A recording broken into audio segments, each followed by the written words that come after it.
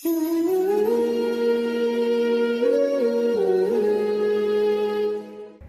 اللہ الرحمن الرحیم نحمده ونصلی علی رسوله الکریم اما بعد فاعوذ باللہ من الشیطان الرجیم بسم اللہ الرحمن الرحیم تبارک الذی بیدہ الملک وهو علی کل شیء قدیر الذی خلق الموت والحیاة لیبلوکم ایکم احسن عملا وهو العزیز الغفور صدق اللہ العلی العظیم۔ محترم بھائیوں، دوستوں، بزرگوں، اللہ تعالیٰ کے نزدیک کسی بھی عمل کے مقبول ہونے کے لیے اور شریعت کی نظر میں بھی درست ہونے کے لیے دو چیزوں کا ہونا ضروری ہے: اخلاص اور احسان۔ احسان کے معنی ہے کسی کام کو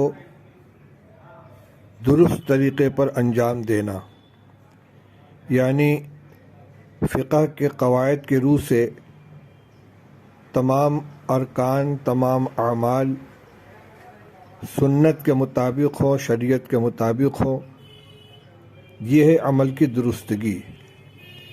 ظاہری اعتبار سے کسی عمل کے عند الشرع معتبر ہونے کے لیے اتنا ضروری ہے کہ کسی فرض یا واجب کو نہ چھوڑا جائے، اور اس کے کامل ہونے کے لیے یہ بھی ضروری ہے کہ اس عمل کی جو سنت ہے اس کو بھی انجام دیا جائے، مستحبات کی بھی رعایت کی جائے۔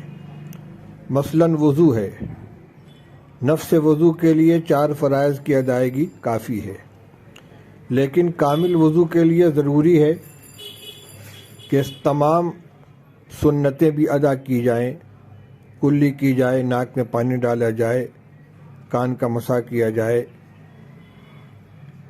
اسی طرح اس عمل کے یہ تو نماز کے لیے مفتاح بن گیا، وضو مشروع ادا ہو گیا، لیکن اس پر ثواب بھی مرتب ہو، اس کے لیے نیت کا ہونا بھی ضروری ہے۔ وضو سے گناہوں کا دھلنا اور آخرت میں اس وضو کا اعضاء کے چمکنے کا ذریعہ بننا، گناہوں سے پاکی کا ذریعہ بننا، یہ نیت کے اوپر موقوف ہے۔ اس کو تعبیر کرتے ہیں اخلاص سے، یعنی عمل کا اللہ کے لیے ہونا۔ تو آخرت کی قبولیت کا مدار 2 چیزوں پر ہوا: اخلاص اور احسان۔ نیت درست ہو اور طریقہ بھی درست ہو، اور دنیا کے اعتبار سے کسی عمل کے معتبر ہونے کے لیے کم سے کم اس کے طریقے کا درست ہونا ضروری ہے۔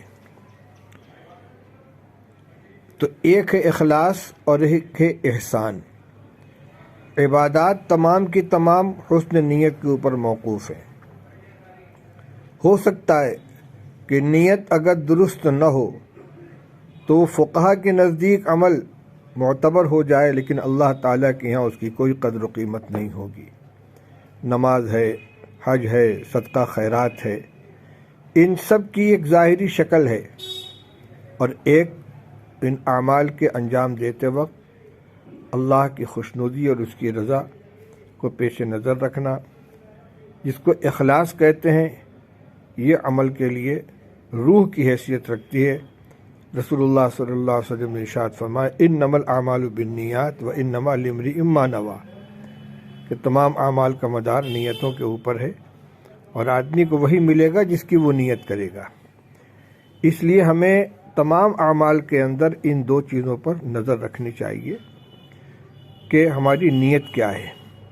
بہت سے وہ اعمال کے جو بظاہر خالص دنیاوی اعمال ہیں، لیکن اگر نیت درست ہو جائے تو ان کی حیثیت عبادت کی ہو جاتی ہے۔